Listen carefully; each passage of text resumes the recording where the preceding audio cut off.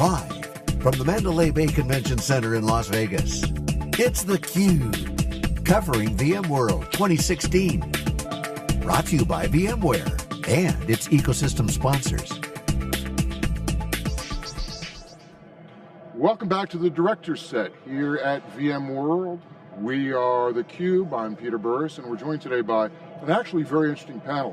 One that includes a reseller, a channels professional, and a strategist. Peter Bookman, Chief Strategist at Sphere 3D. And then we have David Oscher, who's the channels chief, and guest of honor, so to speak, is Denny Phillips, who is the president of iPro. Guys, welcome to theCUBE. Thank you. Thank you, good to be here. So, we're now in day 3. Things aren't winding down. Big party tonight, a lot going on, got another full day tomorrow. What's your sense? What's the scuttlebutt? A couple days now of announcements, people talking about what's happening. David. You know, Peter, it's first of all, thanks for having us on the show. A lot of excitement, a lot of interest, a lot of VDI, a lot of desktop, always a lot of energy around VMware. Being a industry veteran and spending 5 years at VMware, it just gets more and more exciting every year. And the customer excitement, the customer problems that VMware solves are fantastic. And the ecosystem around that has just been incredible. I mean, certainly, you know, Peter and I work very closely together, and Denny with the solutions he provides. Without that whole ecosystem of partners, of other suppliers surrounding VMware, the success is phenomenal, and it just gets better and better and more electric every year. It's exciting, it's great to be here again. So Denny, do you sometimes feel like chum in the water, given that everybody's circling around partners here to drive more business? Yeah, exactly. I've been obviously here for a selfish reason. I mean, they're looking at the industry, what's going on here, and what other people are doing. I'm just trying to find out what can I do with my product to bring solutions back to my customers. So I'm looking at the leads, I'm looking at what the people who are walking up are asking for, and the message we see. We've got people coming up going, that's what I want, and I'm going, good. That's what I'm there to promote. So it's been great from my perspective. And Peter, as a strategist, obviously you're not only thinking about products and problems, but also the new way that work is being institutionalized with partners, serving more complex problems with broader customer bases. How is this combination of partners, VMware, and problems coming together from a strategic standpoint? Great question, and this, once again, VMworld is amazing. It can, every year I was sharing with friends and coworkers and others that the more you come here, the more it kind of casts a little bit of a measuring stake as to how far we've come, how far VMworld's come, because it seems like every year is transformational. It seems like last year is not a good indicator of this year.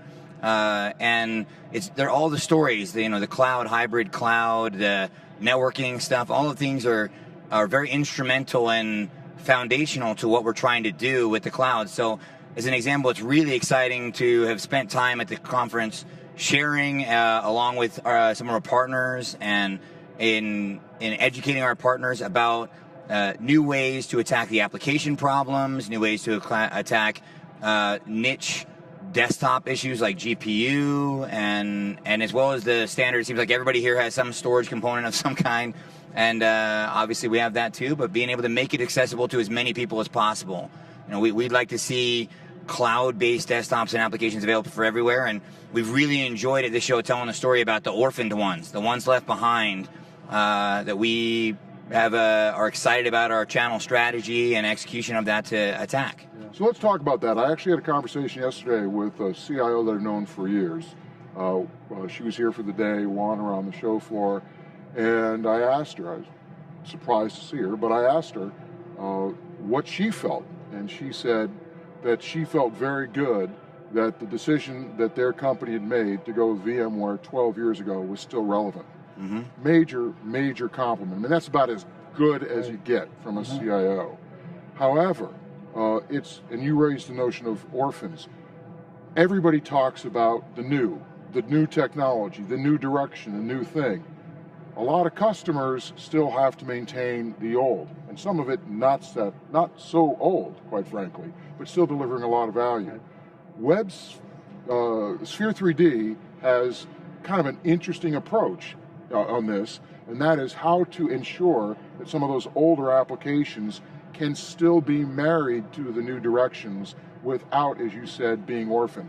So Peter, how is this working as a story with some of these customers? Well, I'll take a swag at that. Great question, and I couldn't agree more. I have enjoyed watching. That's part of that stake in that the bar moving every year.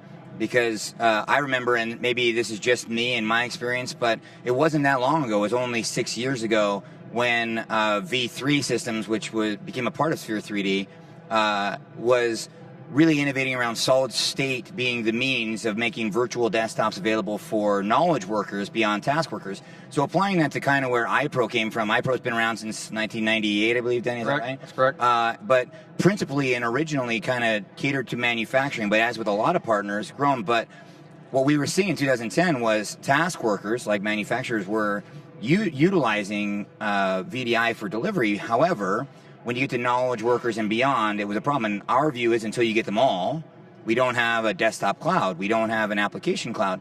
So, I'd love to get Denny's thoughts on what he's seen in dealing with virtual desktops and how attacking the legacy applications like manufacturing is part of this transformation, and very exciting because being left behind as a human is no fun, but also if you're one of the people who has to deal with legacy applications and you can't just use any device you want, that's very hindering, right? Absolutely. Well, in our customer base, we've got over 400 clients out there in the healthcare world and in the ERP world, as Peter was saying, and every one of them has problems with software that's legacy systems. No doubt, they all have it. They don't want to do with it. We don't want to leave them behind.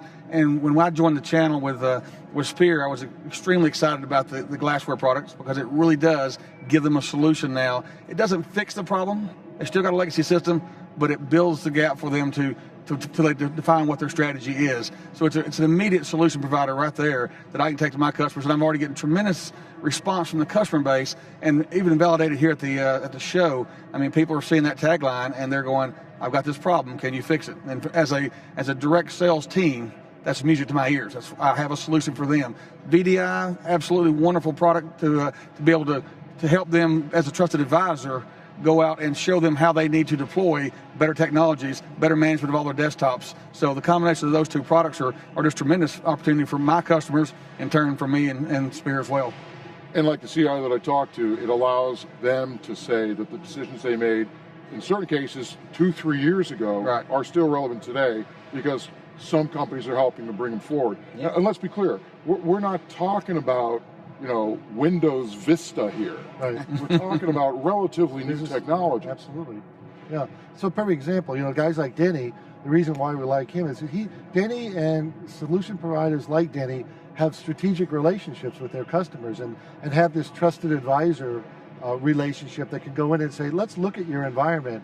2, 3, 4 years ago, I sold you an XP application, operating system, or a Windows 7 application. Let's go in and talk about how we modernize your application, how we can help them continue to move the paradigm forward. Right? VMware has great products, and they introduce great products, and it takes a while for adoption.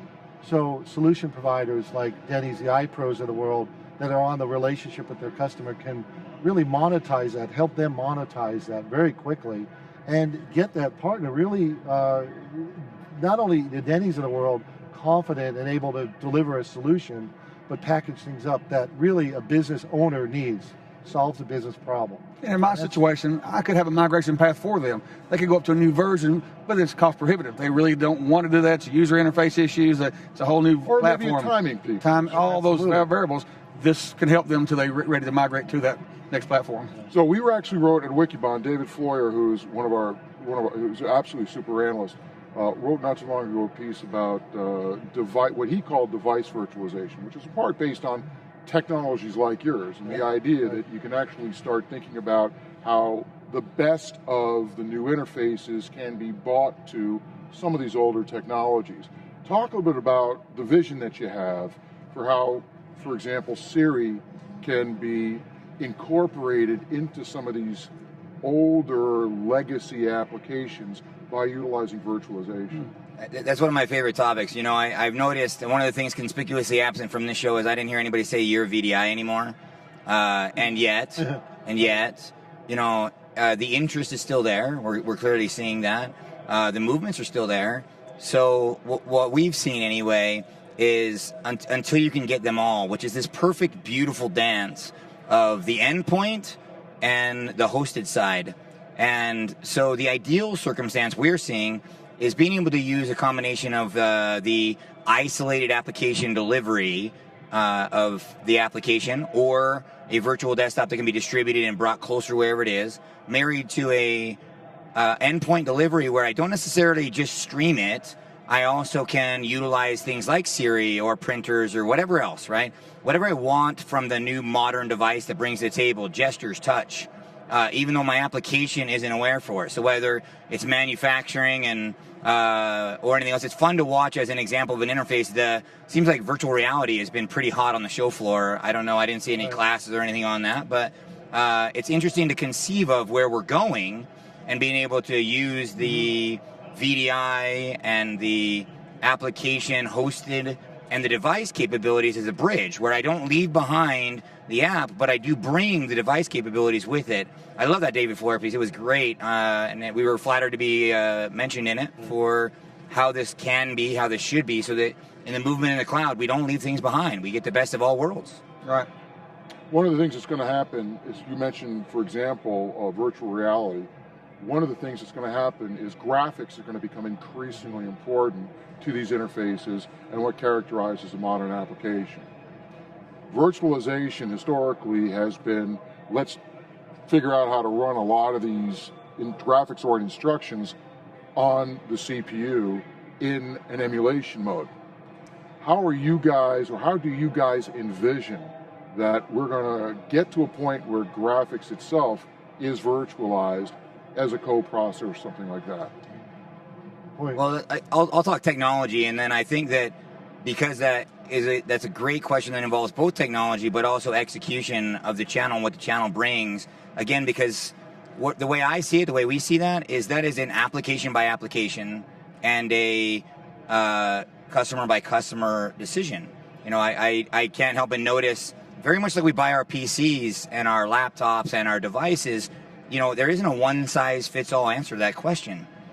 So I'm infatuated. As an example, Microsoft identifies over 100,000 line of business applications. I believe recently they spoke about 14 million, speaking of left behind applications.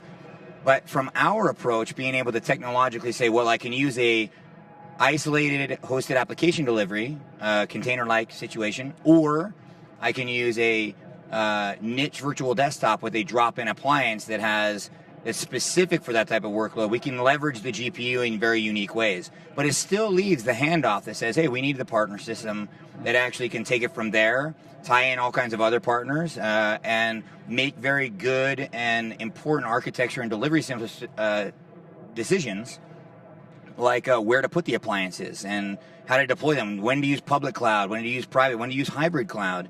And all of those are possible with all of this. So do you guys have ideas? Well, for my situation, you know, I don't want to have to sell one size fits all. Spear has done a great job of offering 3 flavors: a knowledge worker for those just task workers doing their thing. Then you can move up to a business graphics box that has the necessary horsepower. And then you go all to professional graphics for those people who are high intense on graphical users. So instead of selling everybody the same thing, they've got those tiered approaches, which gives my customers what they need when they are intensive graphic users. And he can talk about the hardware that supports that, not me. Well, what I want to do is, on the notion of tiers, there's also a notion of tiers in customers, and there's also a notion of tiers in the quality and the skills of the resellers.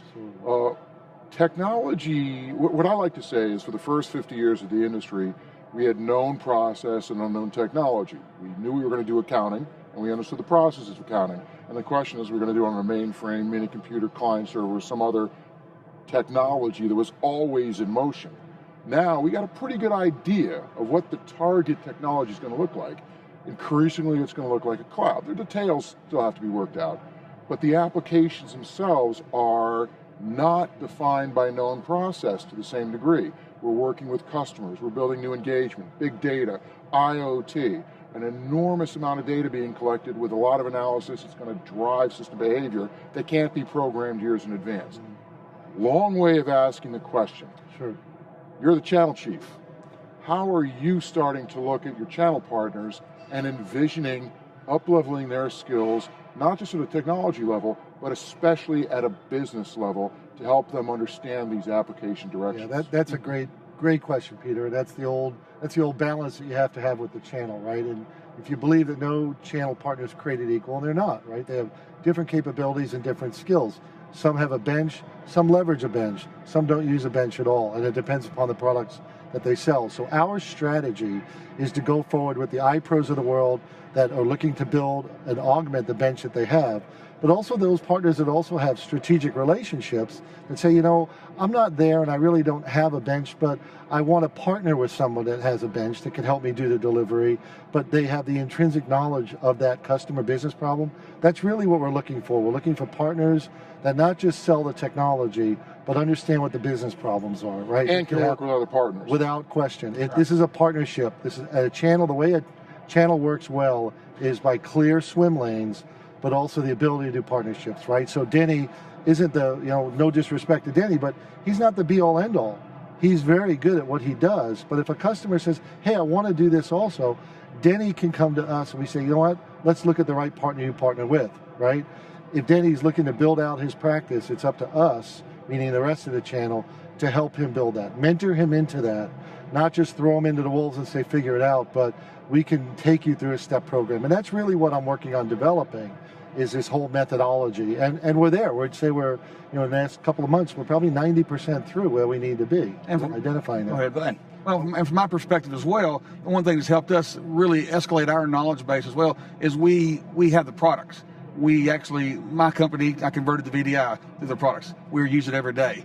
We live with that environment. We know what it does. So when I go to my customer base, they know that I'm already there. Same thing when we're on a glassware product. We're containerizing things because I want to make sure that my team knows it, lives it, and can then, it's easy to then teach and show other people if you've already been there. Yeah, Denny's got a very unique approach in that he says, I'm going to buy the technology and employ the technology internally and use it.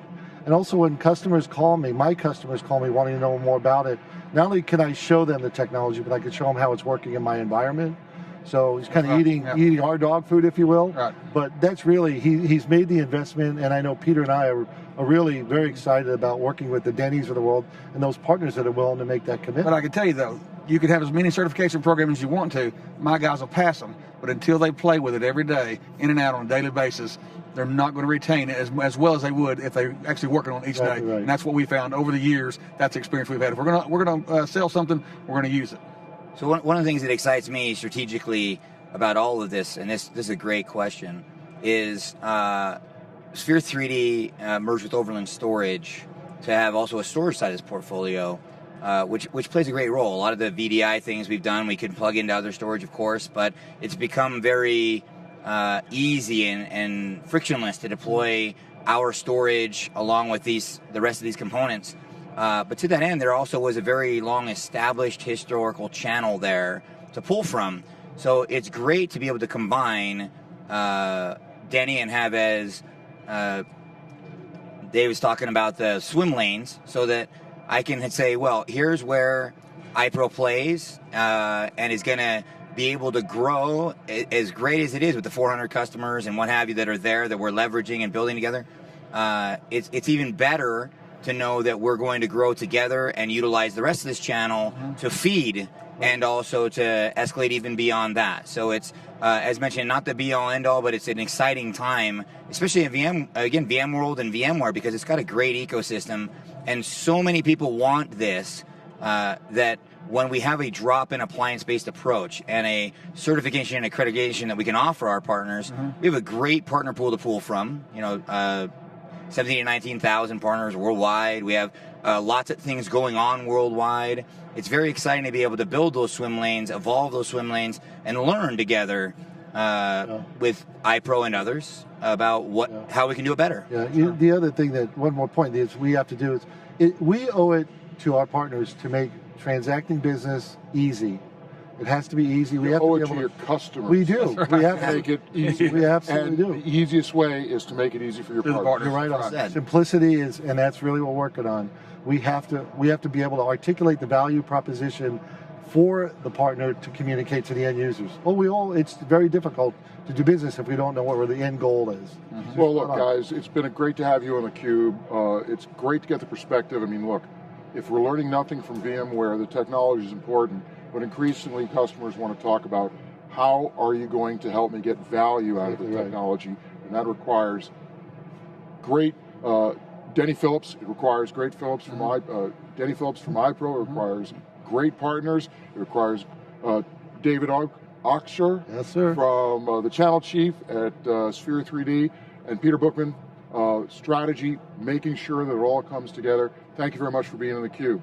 Thank you. All right, we are ending day 3. We're getting close to the end of day 3 here at VMware on theCUBE, the director's set. Stay with us. We've got a lot more to come over the course of the next 24 hours from VMware, or VMworld.